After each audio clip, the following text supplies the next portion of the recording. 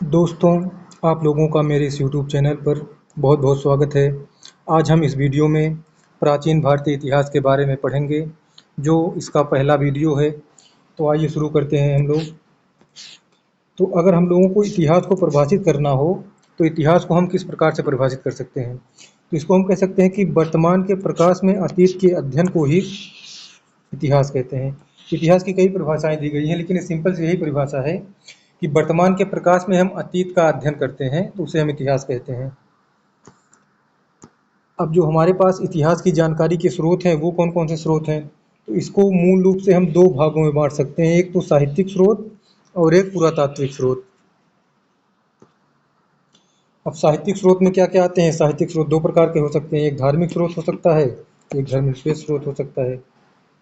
अब धार्मिक साहित्य में या धार्मिक स्रोत में ब्राह्मण, बौद्ध और जैन। अब ब्राह्मण साहित्य में आते हैं वेद, उपनिषद, आरण्यक, महाभारत, रामायण, पुराण इत्यादि। बौद्ध साहित्य में जातक कथाएं, दीपवंश, महावंश, दिव्यावदान, त्रिपिटक इत्यादि आते हैं। इसी प्रकार जैन साहित्य को आगम कहा जाता है, तो जैन साहित्य में भगवती सूत्र, कल्प सूत्र, भद्रबाहु चरित्र, परिशिष्ट पर्व आते हैं। अगर अब हम धर्मनिरपेक्ष साहित्य की बात करें, तो धर्मनिरपेक्ष साहित्य में जैसे अर्थशास्त्र हो गया, या विशाख दत्त द्वारा रचित मुद्रा राक्षस हो गया, बाण भट्ट का हस्तचरित हो गया, कालिदास की रचनाएं हो गई जैसे मेघदूत इत्यादि, कल्हड़ की राजतरंगिणी हो गई। अब इसी में कुछ विदेशी यात्रियों का भी विवरण आता है, जैसे मेगास्थनीज की इंडिका हो गया, फाहियान का विवरण हो गया, होंसांग का विवरण हो गया। आगे इसके बारे में हम डिटेल से पढ़ेंगे, अभी तो ये सिंपल सा आप लोगों के लिए है। अब जैसे पुरातात्विक स्रोत के बारे में हम लोग देखें, तो पुरातात्विक स्रोत में आते हैं अभिलेख, आते हैं सिक्के, आते हैं महल और किले, आते हैं मूर्तियाँ आती हैं, मितभांड बर्तन आते हैं, स्मारक भवन इत्यादि आते हैं। तो आइए इसी का एक डिटेल चार्ट थोड़ा आगे दिया गया है, इसको हम लोग देख लेते हैं। वो थोड़ा डिटेल में बनाया गया है। पुरातात्विक स्रोत तो हम लोग देख चुके हैं कि अभिलेख आ गए, भवन और किले आ गए, सिक्के, मूर्तियाँ, मुहर, चित्रकला इत्यादि। अब साहित्यिक स्रोत को देखिए, यहाँ थोड़ा डिटेल में बांटा गया है। साहित्यिक स्रोत को दो भागों में बांटा गया है, एक भारतीय साहित्य और एक विदेशी साहित्य। अब भारतीय साहित्य को भी आगे तीन भागों में बांट दिया गया है, एक धार्मिक साहित्य, एक धर्मनिरपेक्ष साहित्य और एक संगम साहित्य। संगम साहित्य यानी दक्षिण भारत का जो संगम कालीन युग था, उस दौरान जो साहित्य लिखे गए थे, उसको संगम साहित्य कहते हैं। अब देखिए धार्मिक साहित्य में ब्राह्मण साहित्य अभी हम लोगों ने ऊपर देखा था, इसको थोड़ा यहाँ पे डिटेल में दिया गया है। ब्राह्मण साहित्य को हम लोग बांट सकते हैं वेद में। वेद चार प्रकार के होते हैं, ऋग्वेद, यजुर्वेद, सामवेद, अथर्ववेद। इसी प्रकार ब्राह्मण ग्रंथ भी कई हैं, इसमें कुछ का उदाहरण यहाँ पे दिया गया है, जैसे ऐत्रेय हो गया, कौसुतकी हो गया, गोपथ हो गया। इसके अलावा होते हैं पंचविश, षडविश, शतपथ इत्यादि होते हैं, वो आगे हम डिटेल में पढ़ेंगे। इसी प्रकार आरण्यक हैं, तैत्तिरीय, मैत्रायणी, ऐत्रेय इत्यादि। उपनिषद में छांदोग्य है, कंठोपनिषद है, बृहदारण्य है इत्यादि हैं। इसी प्रकार वेदांग जो हैं, वो शिक्षा, कल्प, व्याकरण, निरुक्त, छंद, ज्योतिष इत्यादि हैं। वेदांग जो हैं वो टोटल 6 होते हैं, इसके बारे में भी आगे डिटेल से भी पढ़ेंगे। इसी प्रकार वेदों के कुछ उपवेद होते हैं, जिसमें आयुर्वेद, धनुर्वेद, गंधर्ववेद इत्यादि हैं। षड दर्शन यानी जो 6 दर्शन हैं, उसके बारे में यहाँ बताया गया है, जो सांख्य, योग, न्याय, वैशेषिक, पूर्व मीमांसा, उत्तर मीमांसा। इसी प्रकार रामायण और महाभारत नाम के दो महाकाव्य हैं। पुराण मुख्य रूप से 18 प्रकार के होते हैं, इसमें से यहाँ पे कुछ का उदाहरण दिया गया, जैसे विष्णु पुराण हो गया, भागवत पुराण हो गया, शिव पुराण, गरुड़ पुराण, मत्स्य पुराण इत्यादि। इसी प्रकार कुछ स्मृतियाँ भी हैं, जैसे मनु स्मृति हो गई, नारद स्मृति, याज्ञवल्क्य की स्मृति इत्यादि। अब आइए यहाँ पर देख लेते हैं कि जो साहित्यिक स्रोत का जो धर्मनिरपेक्ष साहित्य है, उसमें क्या क्या है, जैसे कौटिल्य का अर्थशास्त्र हो गया, कल्हड़ की राजतरंगिणी हो गई। इन सब पे कुछ सवाल भी पूछे जाते हैं कि जैसे अर्थशास्त्र का लेखक कौन है, राजतरंगिणी का लेखक कौन, अष्टाध्यायी का कौन है। तो इन सब की डिटेल हम आगे बताएंगे, तो आप लोग उसको याद भी करते चलिएगा। जैसे अर्थशास्त्र किसका है, कौटिल्य का है, राजतरंगिणी किसकी है, कल्हड़ की है, अष्टाध्यायी किसका है, पाणिनि का है, मुद्रा राक्षस विशाख दत्त का है। कालिदास की कई रचनाएं जैसे अभिज्ञान शकुंतलम हो गया, मेघदूत हो गया, मालविका विक्रम हो गया इत्यादि हैं। बाण भट्ट का हर्ष चरित्र यहाँ पे है। और इसी प्रकार संगम साहित्य में भी कई रचनाएं लिखी गई हैं, जिसमें कुछ यहाँ पे दी गई हैं, जैसे त्रिकुल है, शिल्पाधिकारम है, मणिमेखलई है, जीवकचिंतामणि है इत्यादि। अब जो विदेशी लेखक या विदेशी यात्री आए हैं, उनको भी यहाँ पर 3 भागों में विभाजित किया गया है। एक तो यूनान या रोम के जो लेखक थे, और दूसरा जो चीनी यात्री आए थे, और तीसरा जो आए थे संगम साहित्य और अरबी लेखक जो आए थे। तो यूनानी लेखकों में जो मुख्य हैं वो मेगस्थनीज है, टालमी है, हेरोडोटस है, निरयाकस है, अरिस्टोबुलस है। और चीनी लेखक जो है वो फाहियान है, हुइंसांग है, इत्सिंग है। अरबी लेखक में अल सुलेमान, अल बरूनी, अल Masoodi, Ibn Battuta, Marco Polo इत्यादि हैं। तो आइए हम आगे एक एक के बारे में थोड़ा डिटेल में पढ़ते हैं। यहाँ पर पहले देख लीजिए कुछ सीमाएं दी हैं कि साहित्यिक स्रोत जो होते हैं, साहित्यिक स्रोत और पुरातात्विक स्रोत, जो इतिहास के अध्ययन के दो स्रोत हैं, तो साहित्यिक स्रोत की कुछ सीमाएं होती हैं। इसमें क्या सीमाएं दी गई हैं कि जो साहित्यिक स्रोत में जो धार्मिक स्रोत या धार्मिक साहित्य लिखे गए हैं वो पूर्वाग्रह से युक्त होते हैं, क्योंकि वो जिस धर्म के परिप्रेक्ष्य में लिखे गए हैं वो उसी धर्म को बढ़ा चढ़ा कर पेश करते हैं। तो इसलिए कहा जा सकता है कि वो पूर्वाग्रह से युक्त हो सकते हैं जो धार्मिक साहित्य होते हैं। ये ग्रंथ किसी तथ्य को बढ़ा चढ़ा कर कहते हैं, अर्थात अतिशयोक्तिपूर्ण वर्णन करते हैं। ये दरबारी परंपरा से युक्त होते हैं, यानी कि वो लेखक, धार्मिक साहित्य लिखने वाला जो लेखक है वो जिस दरबार में होता है उस दरबार का वर्णन वो बढ़ा चढ़ा कर करता है और बाकी को थोड़ा कम वर्णन करता है या वर्णन नहीं करता है। इसमें देखिए लिखा गया कि ग्रंथों में पहले की घटना का वर्णन बाद के लेखकों द्वारा किया जाता है, अतः उनमें कुछ तत्व छूट जाने या कुछ तत्व अपने समय की बातों या तथ्यों का समावेश हो जाने की संभावना रहती है। यानी जो पहले की घटनाएं हैं अगर उनको बाद में लिखा जाता है तो उसमें ये संभावना रहती है कि कुछ तथ्य हमसे छूट जाते हैं और कुछ तथ्यों को हम बढ़ा चढ़ा कर प्रदर्शित कर देते हैं। और जो धार्मिक साहित्य होते हैं उनमें मुख्यतः तिथिक्रम का अभाव मिलता है, उसमें कोई एक निश्चित तिथिक्रम नहीं लिखा रहता है, यह भी इसकी एक कमी रहती है। और कुछ ग्रंथ हैं जो क्षेत्रीय भावना से युक्त होते हैं, जैसे यहाँ पे कल्हड़ ने कश्मीर को आधार बनाकर, जो राजा रंगनी लिखी है वो कश्मीर को आधार बनाकर लिखी है, उसमें कश्मीर को केंद्र में लिखा गया और उसी के परिप्रेक्ष्य में पूरा वो वर्णन किया गया उसका। तो आइए आगे हम एक एक साहित्य को देख लेते हैं। अब सबसे पहले हम शुरू करते हैं कि वेद।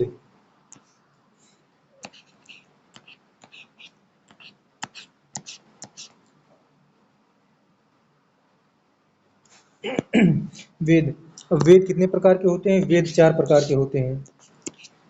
पहला वेद है ऋग्वेद, दूसरा है यजुर्वेद,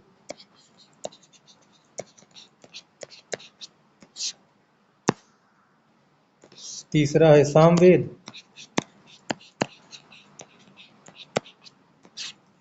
और चौथा है अथर्ववेद। अब आइए हम एक एक वेद के बारे में डिटेल से देखते हैं। सबसे पहले हम लोग ऋग्वेद के बारे में देखते हैं।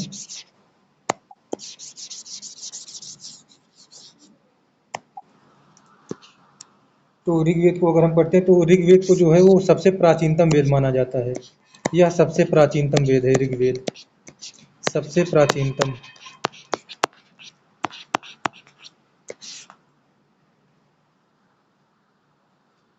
और ऋग्वेद में जैसे प्रत्येक वेद कुछ मंडलों में लिखे जाते हैं, तो ऋग्वेद में टोटल 10 मंडल हैं, यानी ये सबसे प्राचीनतम वेद हैं तथा इसको 10 मंडलों में लिखा गया है। इसमें 10 मंडल हैं। अब जो ऋग्वेद को पढ़ने वाला ऋषि या जो ऋग्वेद का पुरोहित होता है उसको होत्र कहते हैं। ऋग्वेद के पुरोहित या ऋग्वेद के पढ़ने वाले ऋषि को होत्र कहा जाता है।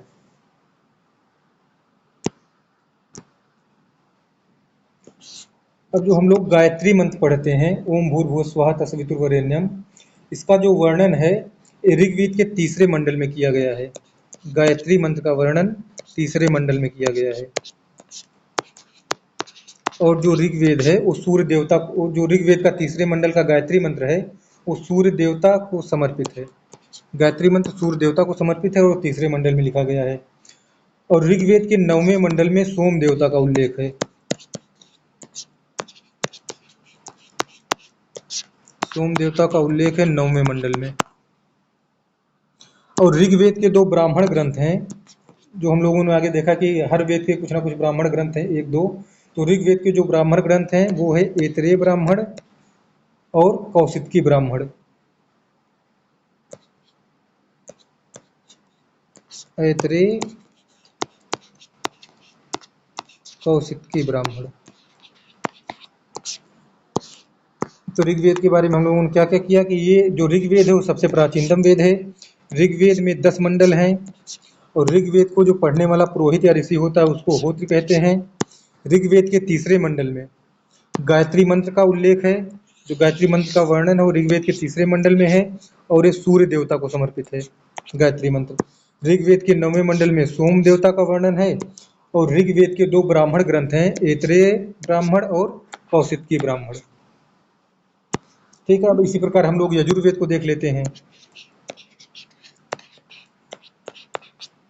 ये सारे क्वेश्चन बहुत इंपॉर्टेंट है और पूछे भी जाते हैं कि ऐतरेय ब्राह्मण किस वेद का ब्राह्मण है या किस वेद से संबंधित है, या सोम देवता का वर्णन ऋग्वेद के किस मंडल में है, या गायत्री मंत्र किस मंडल में लिखा गया है, या ऋग्वेद को पढ़ने वाला ऋषि या ऋग्वेद का पुरोहित कौन होता है, उसे किस नाम से जाना जाता है। तो ये सारे क्वेश्चन जो बहुत इंपॉर्टेंट हैं। इसी प्रकार हम लोग यजुर्वेद को देख लेते हैं। तो यजुर्वेद में क्या है, यजुर जैसे ये नाम से प्रदर्शित हो रहा है, इसमें यज्ञ के नियमों और विधानों का संकलन और उसका वर्णन मिलता है। इसीलिए यजुर्वेद को कर्मकांडीय वेद भी कहा जाता है, यानी इसमें यज्ञ के नियमों और विधानों का वर्णन मिलता है यजुर्वेद में।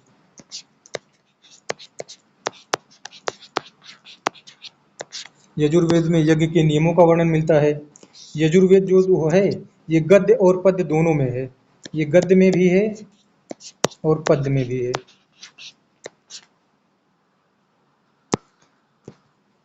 इसी आधार पर यजुर्वेद को 2 भागों में विभाजित किया गया है, शुक्ल यजुर्वेद और कृष्ण यजुर्वेद। शुक्ल यजुर्वेद और कृष्ण यजुर्वेद। अब यजुर्वेद को जो पढ़ने वाला ऋषि है या पुरोहित है उसको अर्धवर्यु कहते हैं।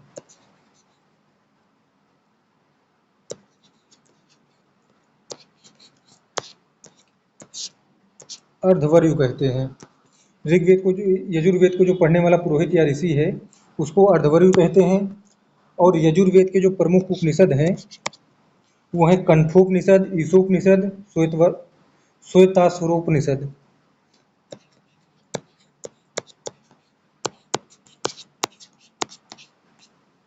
एक है कंठोपनिषद, ईशोपनिषद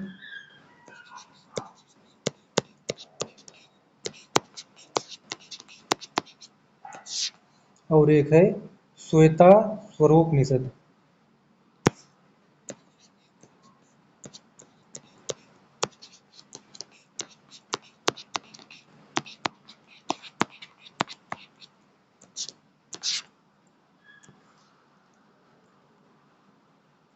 अब इसी प्रकार यजुर्वेद के भी 2 ब्राह्मण ग्रंथ हैं जिनको कहा जाता है शतपथ ब्राह्मण और तैत्तिरीय ब्राह्मण।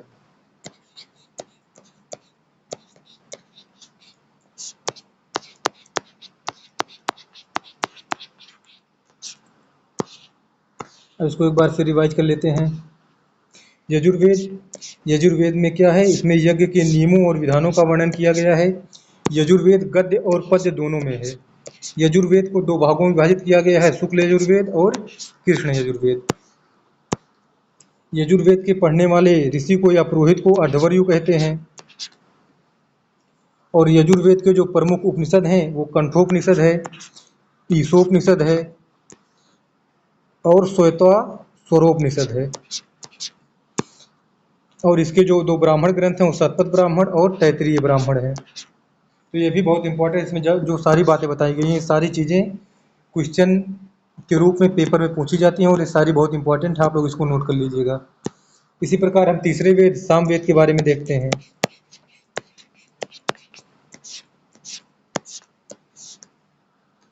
सामवेद जैसे इसके नाम से ही वर्णित होता है, साम का अर्थ होता है गान।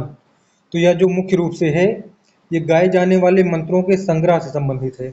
इसे भारतीय संगीत का जनक भी कहते हैं क्योंकि जो सारे गामा पाधानी जो सारे स्वर हैं उसकी उत्पत्ति इसी सामवेद से ही हुई है। और सामवेद को जो गाने वाला ऋषि है या पुरोहित है उसको उद्गाता कहते हैं, उद्गाता।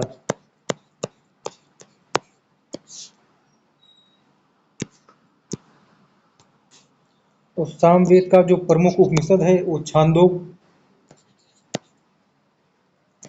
छांदोग्य उपनिषद है और दूसरा है जैमिनी उपनिषद, जैमिनीय। और इसके जो ब्राह्मण ग्रंथ हैं वो हैं पंचविश और षड्विश।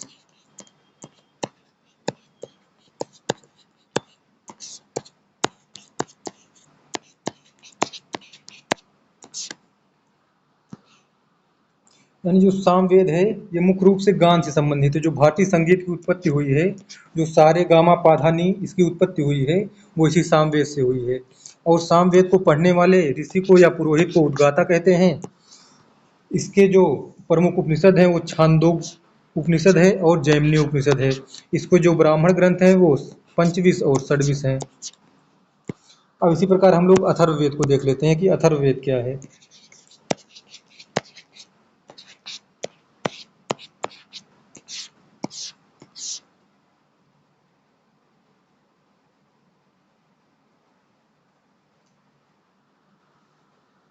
अथर्ववेद की जो रचना है ये अथर्व ऋषि तथा अंगिरस ऋषि द्वारा की गई थी। इसकी रचना अथर्व ऋषि एवं अंगिरस ऋषि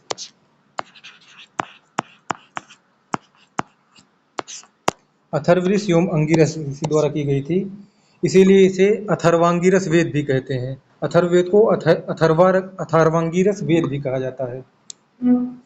अथर्ववेद में मुख्य रूप से इसमें जो मुख्य रूप से वर्णन किया गया है वो जैसे ब्रह्म ज्ञान के बारे में, धर्म के बारे में, जादू टोना के बारे में, रोग निवारण के बारे में, तंत्र मंत्र के बारे में, जादू टोना, तंत्र मंत्र इत्यादि का वर्णन इसमें किया गया है। और अथर्ववेद का जो उपनिषद है वो है मुंडकोपनिषद,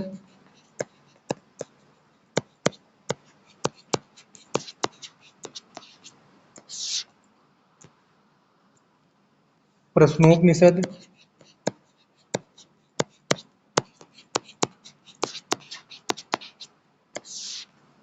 तथा मांडूक्योपनिषद।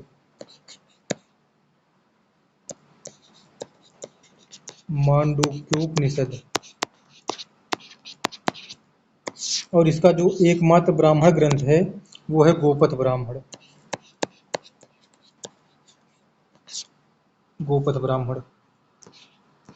अब आइए इसको देख लेते हैं। इसमें जो अथर्ववेद की रचना की गई हो अथर्व ऋषि द्वारा और अंगिरस ऋषि द्वारा की गई है। अथर्ववेद में मुख्य रूप से ब्रह्म ज्ञान, धर्म के बारे में, जादू टोना, तंत्र मंत्र इत्यादि के बारे में वर्णन किया गया है। इसके जो प्रमुख उपनिषद हैं वो मुंडकोपनिषद हैं, प्रश्नोपनिषद है और मांडूक्योपनिषद है। ये अथर्ववेद के उपनिषद हैं और इसका एकमात्र ब्राह्मण ग्रंथ गोपथ ब्राह्मण है। और इसमें जो आप लोग पढ़ते होंगे सत्यमेव जयते, जो भारत का राष्ट्रीय आदर्श वाक्य है, वो मुंडकोपनिषद से ही लिया गया है। मुंडकोपनिषद, तो सत्यमेव जयते जो है वो मुंडकोपनिषद से लिया गया है, जो अथर्ववेद का एक उपनिषद है। तो आइए एक बार हम देख लेते हैं इसको पूरा आगे इसको रिवाइज कर लेंगे। अब आगे बढ़ते हैं। देखिए चारों वेद हो गए। अब वेद के बाद आते हैं ब्राह्मण। ब्राह्मण कौन कौन से हैं? हम चारों वेदों में जो ऊपर बताया गया है उसमें पढ़ चुके हैं, एक बार हम उसको रिवाइज कर लेते हैं। ब्राह्मण ग्रंथ कौन कौन से हैं? अभी आप लोगों को ऊपर चारों वेदों के ब्राह्मण ग्रंथ के बारे में बताया गया है। तो ऋग्वेद का जो ब्राह्मण ग्रंथ है वो क्या है? ऐतरेय ब्राह्मण है और कौशिकी ब्राह्मण है। ऐतरेय और कौशिकी।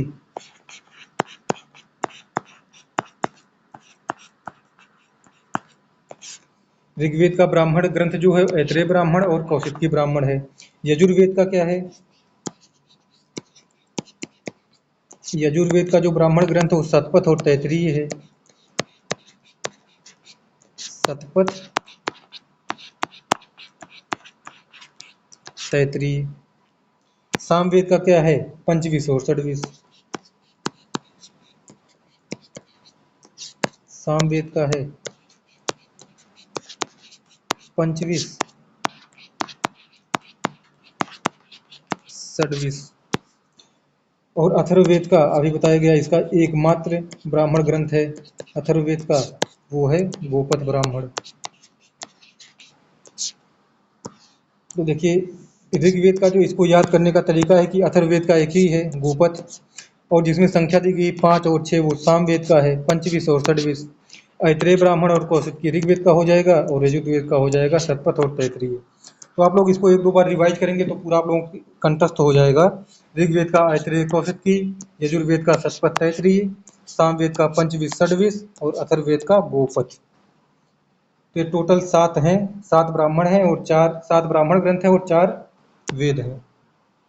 अब ब्राह्मण ग्रंथों के बाद आइए हम लोग देख लेते हैं कि वेदांग क्या हैं और ये कितने होते हैं। वेदांग से जैसे शब्द से प्रदर्शित होगा वेदांग अर्थात वेदों का अंग, मतलब वेदों को भली भांति समझने के लिए इन 6 वेदांगों की रचना की गई थी। वेदांग 6 हैं, तो वेदों में क्या लिखा गया है और वेदों को भली भांति समझने के लिए वेदांग की रचना की गई थी। अब वेदांग 6 कौन कौन से हैं आइए देख लेते हैं। पहला पहला वेदांग है शिक्षा, उसके बाद है ज्योतिष,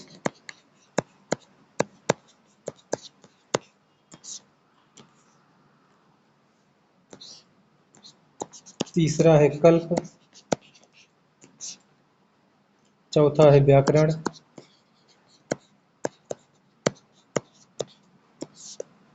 पांचवा है निरुक्त,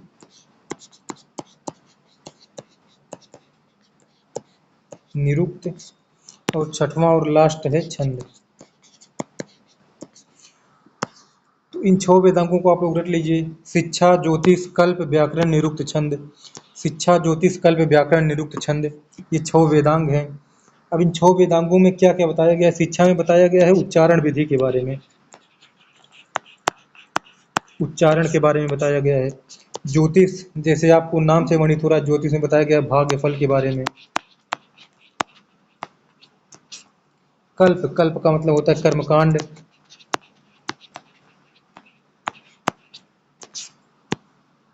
व्याकरण, व्याकरण से हम शब्द व्युत्पत्ति या जो व्याकरण होता है लिखने का वो शब्द व्युत्पत्ति। निरुक्त, निरुक्त में भाषा विज्ञान को बताया गया है, भाषा विज्ञान। और छंद, छंद आप लोग जानते हैं चतुष्पदी श्लोक होते हैं।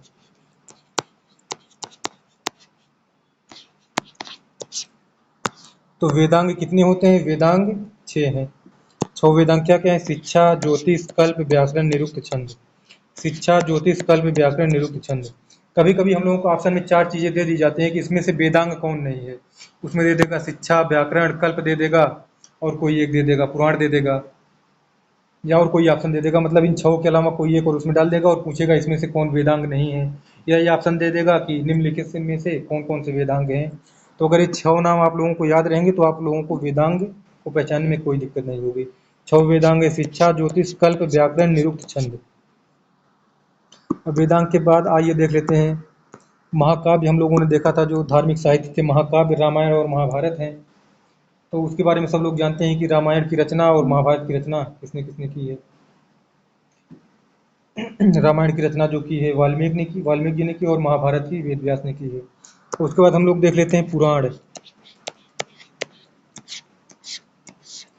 पुराण क्या है, पुराणों में हमको जो प्राचीन भारतीय इतिहास है उसका क्रमबद्ध वर्णन मिलता है। तो पुराणों के जो रचयिता है उसको लोमहर्ष तथा उनके पुत्र उग्र सर्वा को माना जाता है। इसके रचयिता संकलनकर्ता जो हैं वो लोमहर्ष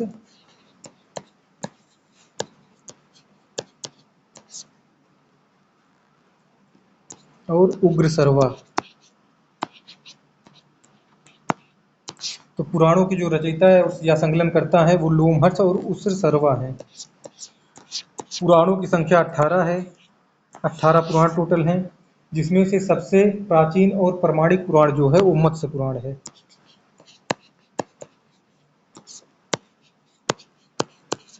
मत्स्य पुराण ये सबसे प्राचीन है और पौराणिक है।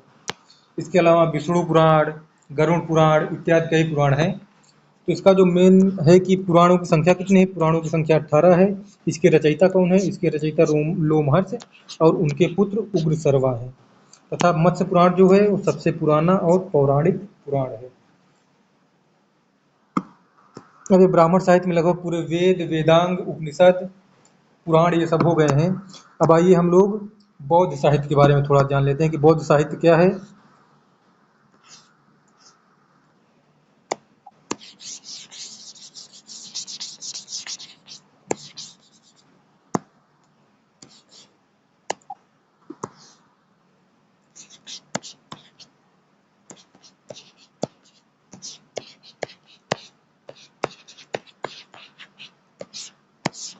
बौद्ध साहित्य अर्थात बौद्ध धर्म से संबंधित जो साहित्य हैं, इसमें जिसका बौद्ध धर्म में विशेष महत्व हो, उन साहित्यों को हमको बौद्ध साहित्य कहा जाता है।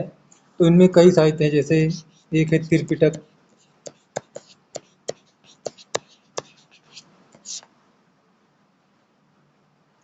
दीपवंश, महावंश,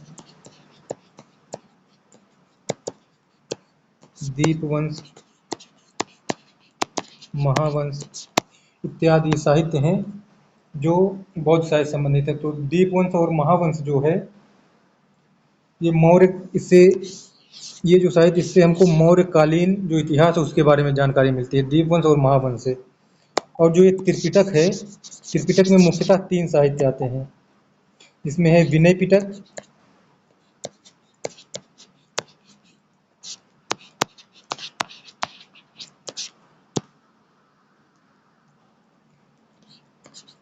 दूसरा है सुत्त पिटक और तीसरा है अभिधम्म पिटक।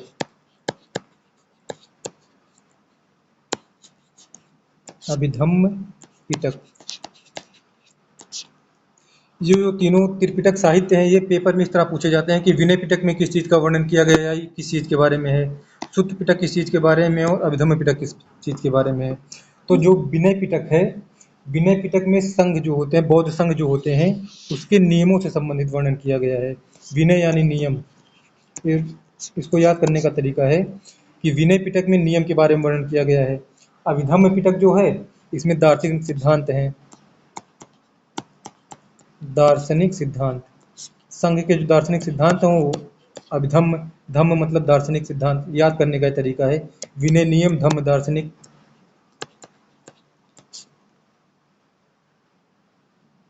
और सुत्त पिटक में जो है वो धार्मिक मतलब इसमें धार्मिक संदेश दिया गया है या धार्मिक सिद्धांत दिए गए हैं। तो ये जो तीनों पिटक है, विनय में नियम, अभिधम्म में दार्शनिक सिद्धांत और सुत्त पिटक में धार्मिक नियम और धार्मिक सिद्धांत के बारे में दिया गया है। तो तीनों पिटक को आप लोग कभी कभी पूछता है कि निम्नलिखित में त्रिपिटक में कौन सा नहीं है, उसमें दे देगा विनय पिटक, सुत्त पिटक, अभिधम्म पिटक और दीपवंश। तो जो दीपवंश होगा वो त्रिपिटक के अंतर्गत नहीं आता है। त्रिपिटक 3 है, विनय पिटक, सुत्त पिटक, अभिधम्म पिटक। विनय पिटक में संघ के नियमों के बारे में जानकारी दी गई है, उसका वर्णन किया गया है। सुत्त पिटक में जो धार्मिक साहित्य हैं, धार्मिक सिद्धांत हैं, उसके बारे में वर्णन किया गया है। और अभिधम्म पिटक में जो दार्शनिक सिद्धांत है उसका वर्णन किया गया है। तो ये भी परीक्षा के दृष्टि से बहुत इंपॉर्टेंट है। और जो दीपवंश और महावंश हैं, उसमें मौर्यकालीन साहित्य का या मौर्यकालीन इतिहास का वर्णन मिलता है। अब आगे हम लोग देख लेते हैं, बौद्ध साहित्य हो गया, अब जैन साहित्य क्या है। जैसा बताया गया कि जैन साहित्य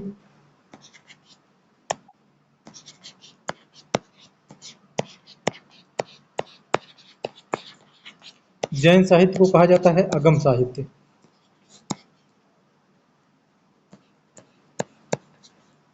आगम साहित्य। अगर आप लोगों से पूछा जाए कि आगम साहित्य किससे संबंधित है, और ऑप्शन में दिया है ब्राह्मण धर्म, बौद्ध धर्म, जैन धर्म, इस्लाम धर्म, तो उसका ऑप्शन हो जाएगा ये जैन धर्म या जैन साहित्य संबंधित है आगम साहित्य। अब जैन साहित्य में कौन कौन सी रचनाएं आती हैं। जैन साहित्य में आती है भद्रबाहुचरित, आचरांग सूत्र, भगवती सूत्र, परिशिष्ट पर्व इत्यादि। परिशिष्ट पर्व हो गया,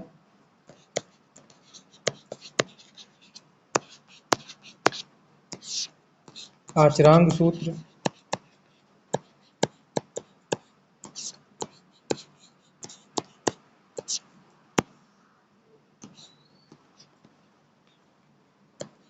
भगवती सूत्र,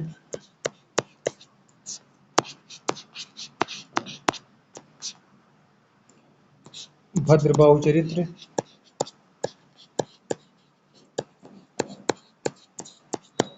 इत्यादि। तो जो परिशिष्ट पर्व है, आचरांग सूत्र, भगवती सूत्र, भद्रबाहु चरित्र, ये सारे जैन साहित्य से संबंधित हैं और जैन साहित्य को कहा जाता है आगम साहित्य।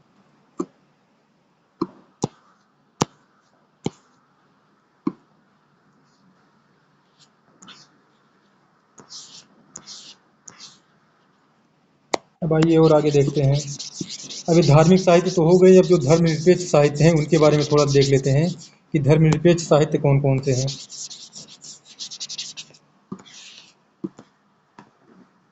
तो धर्मनिरपेक्ष साहित्य में आप लोगों को क्या बताया गया था कि जो बहुत सारी रचनाएं हैं, जैसे कल्हड़ की राजतरंगिणी हो गई, विशाख दत्त की मुद्रा राक्षस हो गई, ये सारी जो हैं ये धर्मनिरपेक्ष साहित्य हैं। तो इसमें से हम लोगों को पूछा जाता है कि ये रचना किस रचनाकार की है, तो उनके बारे में हम थोड़ा अध्ययन कर लेते हैं। जैसे एक है अष्टाध्यायी।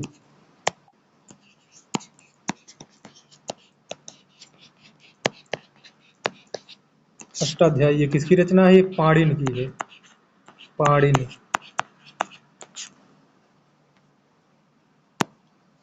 और दूसरा एक है विशाख दत्त,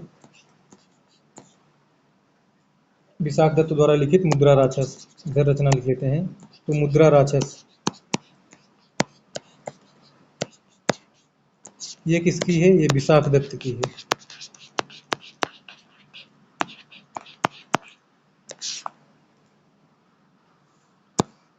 इसी प्रकार एक और बहुत इंपॉर्टेंट है महाभाष्य। महाभाष्य, महाभाष्य किसने लिखा है? ये पतंजलि ने लिखा है।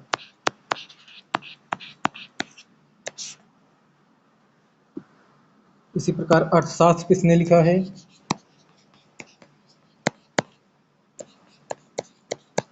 ये तो आप सबको पता होगा, अर्थशास्त्र के रचयिता है कौटिल्य।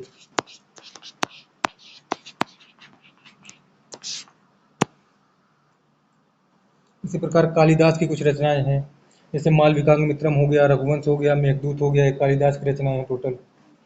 हर्षचरित्र किसने लिखा है? बाणभट्ट।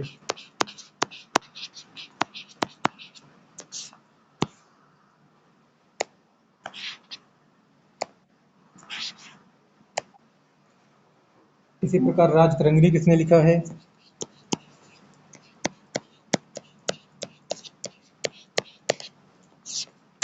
इसके रचयिता हैं कल्हड़।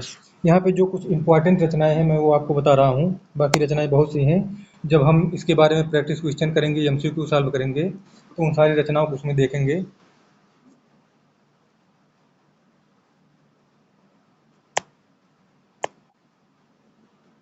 एक है बृहद कथा मंजरी।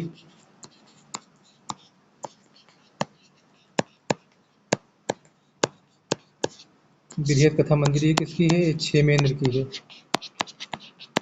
क्षेमेंद्र। तो यहाँ पे जो कुछ इंपॉर्टेंट दिए गए हैं इसको आप लोग याद कर लीजिएगा, ये परीक्षा के दृष्टि से बहुत इंपॉर्टेंट है। जैसे अष्टाध्यायी जो है, इसके रचयिता कौन है, इसके लेखक कौन है? तो पाणिनि है अष्टाध्यायी के। मुद्रा राक्षस किसने लिखा है? विशाख दत्त ने। महाभाष्य किसने लिखा है? पतंजलि ने लिखा है इसको। अर्थशास्त्र किसने लिखा है? कौटिल्य ने लिखा है। हर्षचरित्र किसने लिखा है? बाणभट्ट ने लिखा है। राजतरंगिणी किसने लिखा है? ये कल्हड़ ने लिखा है। और बृहद कथा मंजरी ये किसने लिखा है? ये क्षेमेंद्र ने लिखा है। ये भारतीय लेखकों के बारे में हो गया। हम थोड़ा विदेशी लेखकों के बारे में जान लेते हैं कि विदेशी लेखक कौन कौन से हैं, उन्होंने कौन कौन सी रचनाएं की हैं। तो सबसे पहले हम जानते हैं यूनानी। जैसे हम लोगों ने पढ़ा था ना कि जो विदेशी साहित्य है उसको हम यूनानी, चीनी और अरब में बांटे थे। तो सबसे पहले हम लोग यूनानी लेखकों के बारे में जान लेते हैं। जो यूनानी लेखक आए थे उन्होंने किस प्रकार से इतिहास के बारे में लिखा है और क्या क्या बताया है उसमें।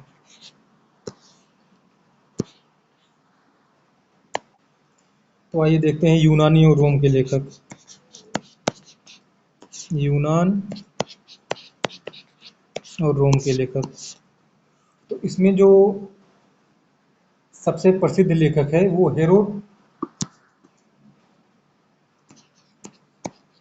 हेरोडोटस है। हेरोडोटस, आप लोग इस नाम से परिचित होंगे हेरोडोटस से, क्योंकि इसी को इतिहास का पिता कहा जाता है। पेपर में पूछता है कि इतिहास का पिता किसे कहा जाता है, तो वो है हेरोडोटस। ये कहाँ का था? ये यूनान का था। और इसकी जो प्रमुख रचना है वो हिस्टोरिका है। हेरोडोटस की जो प्रमुख रचना है वो हिस्टोरिका है। हिस्टोरिका, और इसे इतिहास का पिता कहा जाता है। और इसने जो हिस्टोरिका में वर्णन किया है वो भारत, फ्रांस, जो भारत और फारस है उसके संबंधों का वर्णन इसने हिस्टोरिका में किया है। और इसके अलावा एक आता है, उसका नाम है टेसियस।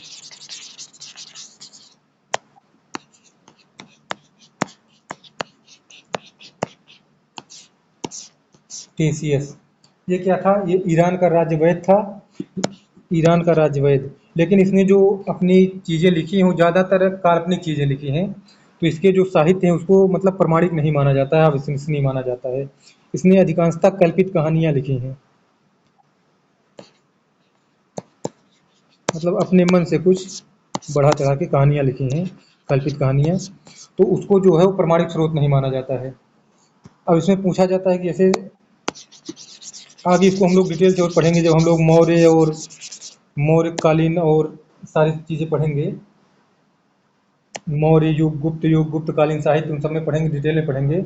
अभी देख लेते हैं कि हमको पूछा जाता है कि सिकंदर के साथ कौन कौन से लेखक भारत आए थे। जब सिकंदर ने भारत पर आक्रमण किया था तो उसके साथ कुछ लेखक भी आए थे, तो वो कौन कौन से लेखक थे? तो सिकंदर के साथ आने वाले लेखक,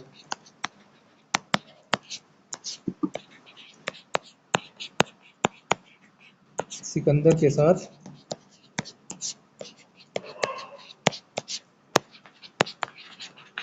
आने वाले लेखक, इसमें जो 3 लेखक जो थे वो प्रमुख हैं सिकंदर के साथ आने वाले लेखकों में।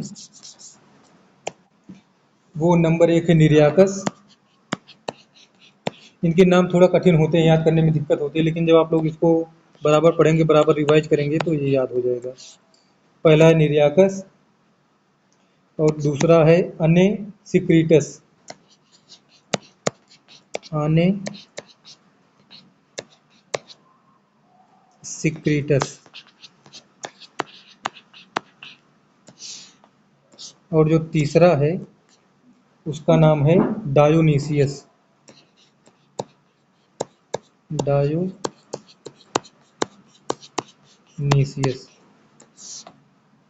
तो सिकंदर के साथ जो आने वाले 3 प्रमुख लेखक थे, निर्याकस, आने सिक्रीटस, डायोनीसियस। कभी कभी हमसे इनका नाम दे के पूछ लेता है, जैसे पूछ लिया कि मेगस्थनीज सिकंदर के साथ आया था, सिकंदर के बाद आया था। डायमेकस कौन था, निर्याकस किसके साथ आया था, या 4 लेखों का नाम दे देगा, निर्याकस, आनेसिक्रीटस, डायोनिसियस, मेगस्थनीज। पूछ लेगा कि इनमें से सिकंदर के साथ कौन नहीं आया था। तो अगर ये नाम हमको याद रहेंगे तो क्वेश्चन हम लोग आसानी से सॉल्व कर ले जाएंगे। तो सिकंदर के साथ आने वाले लेखक कौन कौन से थे? निर्याकस, आनेसिक्रीटस और डायोनीसियस। अब सिकंदर के बाद भी कुछ लेखक आए थे। जब सिकंदर ने भारत पर आक्रमण किया था तो उसके पश्चात भी कुछ लेखक आए थे, तो उसमें कौन कौन से? तो सिकंदर के बाद आने वाले लेखकों में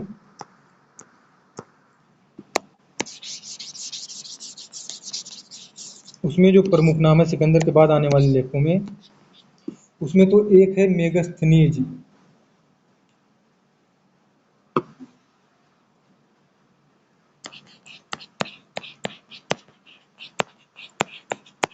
इस नाम से तो सब लोग परिचित होंगे। इसने इंडिका नामक एक पुस्तक लिखी है, मेगस्थनीज की इंडिका। तो इसका नाम तो सब लोग सुने होंगे। लेकिन इसके बाद 2 और आए थे जो इम्पोर्टेंट हैं। उसमें से एक का नाम है डाइमेकस,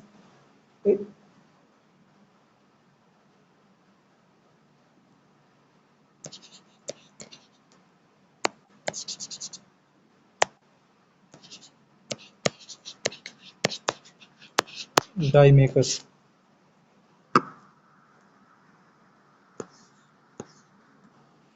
यहाँ पे एक चीज़ गलत हो गई, जो डायनोसियस आया था ये सिकंदर के बाद आया था। सिकंदर के साथ जो आया था उसका नाम था अरिस्टोबुलस,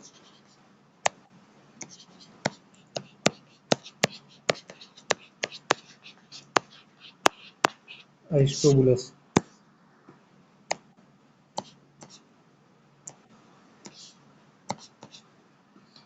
और जो डायनोसियस आया था सिकंदर के बाद आया था।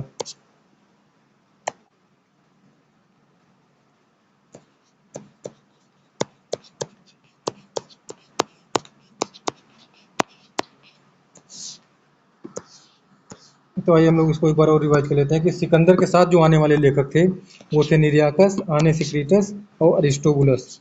ये सिकंदर के साथ आए थे। और सिकंदर के बाद जो 3 लेखक आए थे वो थे मेगस्थनीज, डाइमेकस और डायनोसियस। मेगस्थनीज ने इंडिका नामक पुस्तक लिखी थी, जो डाइमेकस आया था ये बिंदुसार के दरबार में आया था, और डायनोसियस जो था ये दोनों बिंदुसार के दरबार में आए थे। अब आइए हम लोग देख लेते हैं यूनानी की बात। चीनी जो लेखक थे, चीनी लेखक कौन कौन से थे? फाहियान था, हुइनसांग था और उत्सिंग था। इन सब के बारे में जब हम आगे पढ़ेंगे तो पूरा डिटेल में देखेंगे, अभी बस मैं इनका नाम बता दे रहा हूँ।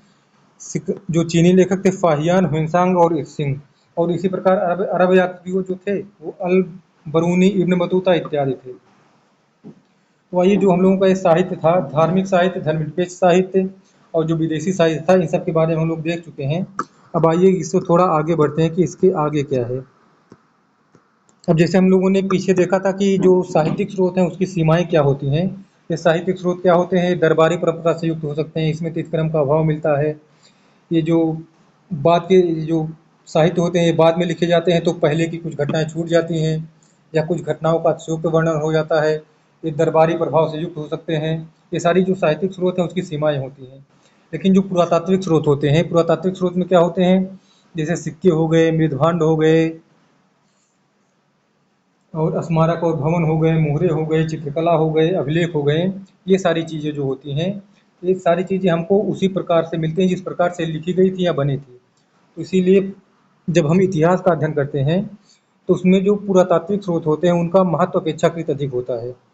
तो इसमें क्या विशेषताएं होती हैं पुरातात्विक स्रोतों की? इसमें तो सबसे पहले विशेषता ये होती है कि इसमें जो साहित्य स्रोत की सीमाएं होती हैं वो सीमाएं इसमें नहीं मिलती हैं।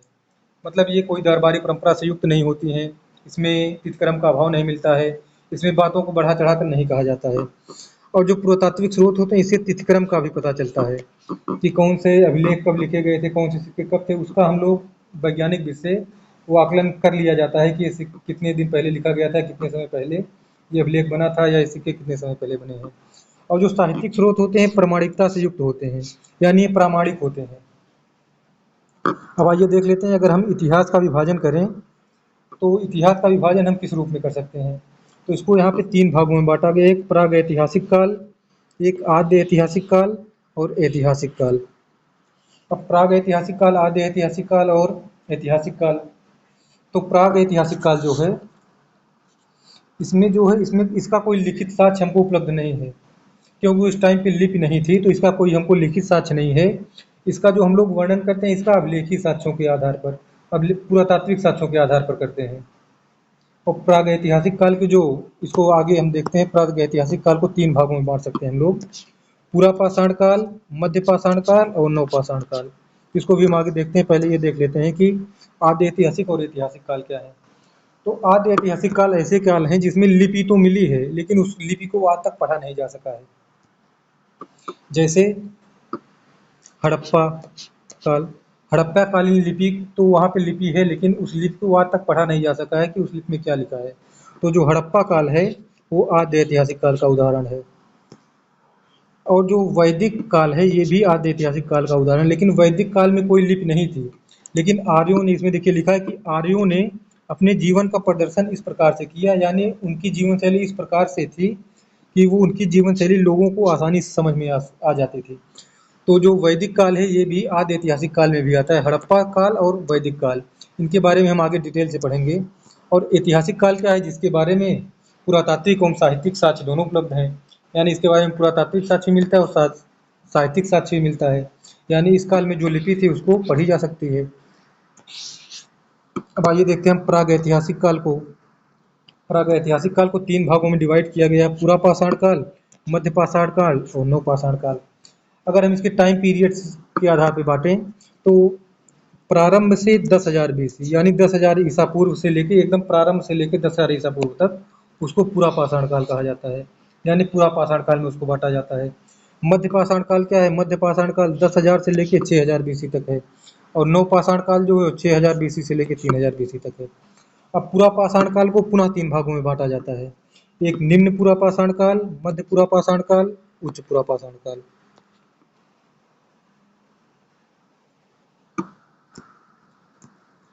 अब आइए देखते हैं, एक एक को पहले पढ़ लेते हैं कि निम्न पूरा पाषाण काल में इसमें देखिए क्या है।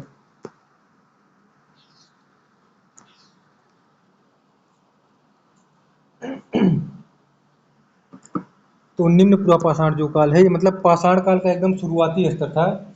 इसमें जो मेन उपकरण प्रयोग किए जाते थे, वो उपकरण मतलब मोटे होते थे, बड़े होते थे, उनकी फिनिशिंग अच्छे से नहीं होती थी, तो उसको कहा जाता था ये मतलब पूरा पाषाण काल में मिलते थे।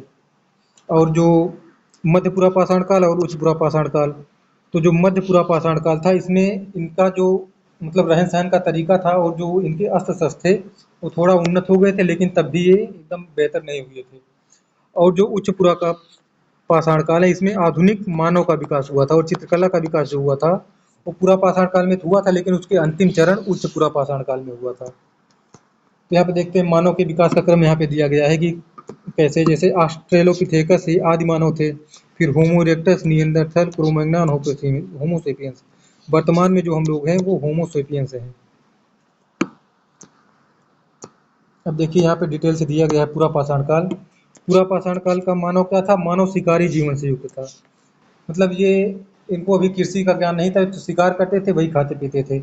और इसमें पाषाण उपकरणों में मुख्यतः हैंड एक्स, चापर, चापिंग पेम्बुंग जिसको कहा जाता है, वो यहाँ पे थे, लेकिन ये मोटे थे, भद्दे थे, और ये मतलब ज़्यादा उपयोग में नहीं आते थे, ज़्यादा मतलब ये अच्छे नहीं थे, लेकिन वो शिकार के लिए उपयोगी थे। मतलब ये एकदम इनका प्रारंभिक जीवन था, और शिकार करके पूरा पाषाण काल के मानव अपना जीवन यापन करते थे। इसमें देखिए हैंडक्स दिया है, चापर, चापिंग, गड़ासा, खंडक, ये सब होते थे।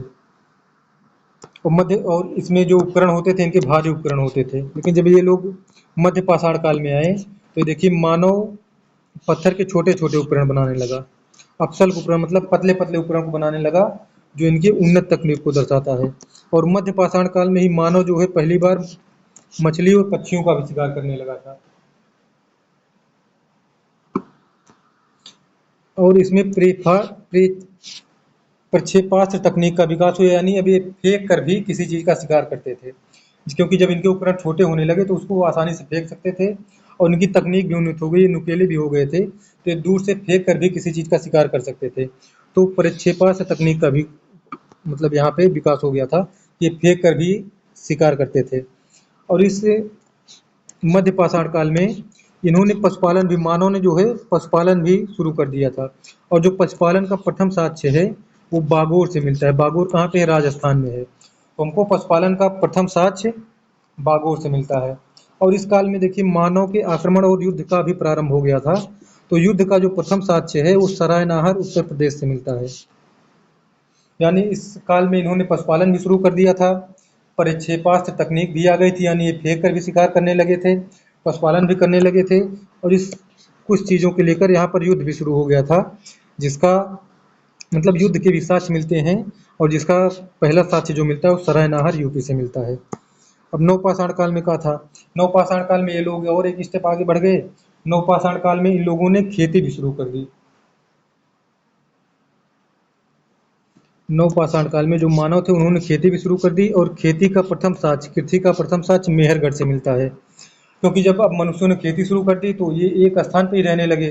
जब एक स्थान पे ही रहने लगे, तो धीरे धीरे सभ्यता का विकास होने लगा, और अस्थायी रूप से वहीं निवास करने लगे। तो देखिए दिया गया कि जब ये कृषि करने लगे, तो मानव अस्थायी रूप से रहने लगा, और जब कहीं पे अस्थायी रूप से रहने लगेगा, तो धीरे धीरे वहाँ पे गाँव का विकास हो गया। और जब गाँव का विकास हो गया, एक ही स्थान पर रहने लगे, तो धीरे धीरे उपयोग की और चीज़ें बनाने लगे, जैसे मृदभांडों का निर्माण हो गया, और ये लोग चित्रकारी भी करने लगे। तो इस प्रकार एक जो सभ्यता टाइप का था, वो विकसित होने लगा था नवपाषाण काल में आके। और नवपाषाण काल में इन लोगों ने जो मतलब पहली धातु थी तांबे का प्रयोग करना शुरू किया था। तो इस प्रकार पूरा पाषाण काल, मध्य पाषाण काल और नवपाषाण काल।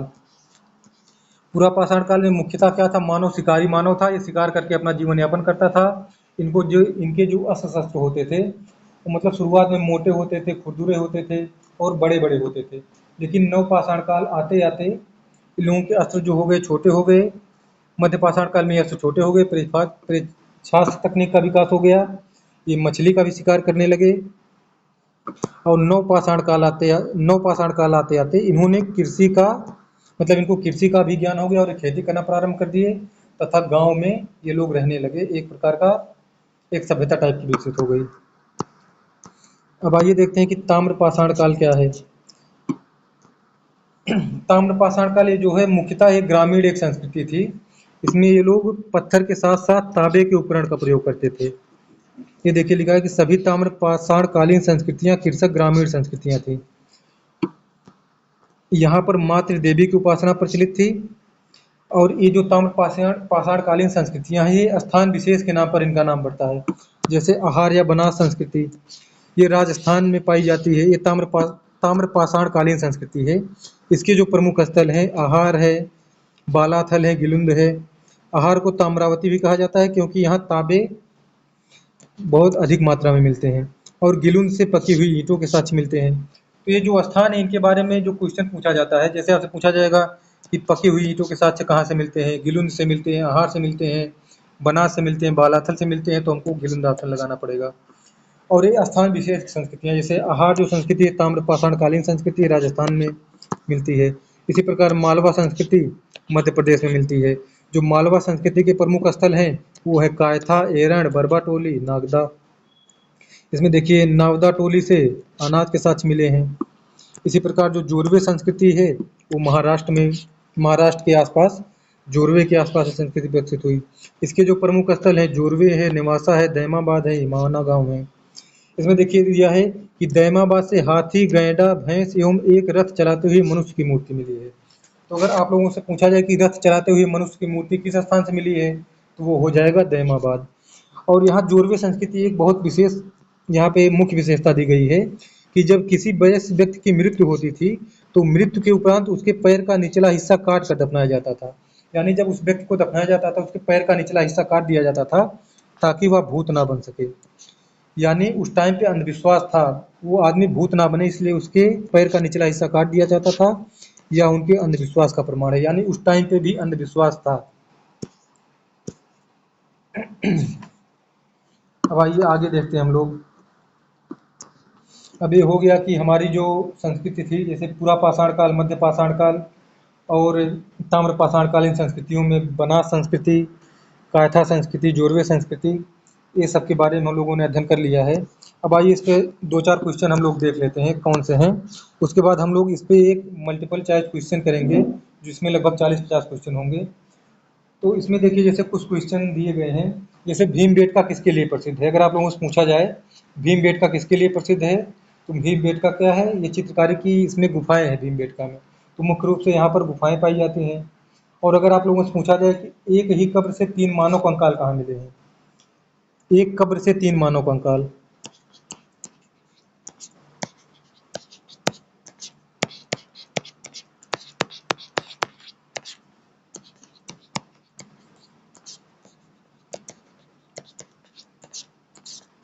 ये क्वेश्चन आया है पेपर में। तो अगर आप लोगों से पूछा जाए कि एक कब्र से 3 मानव कंकाल कहाँ मिले हैं, तो उसका आंसर है दमदमा।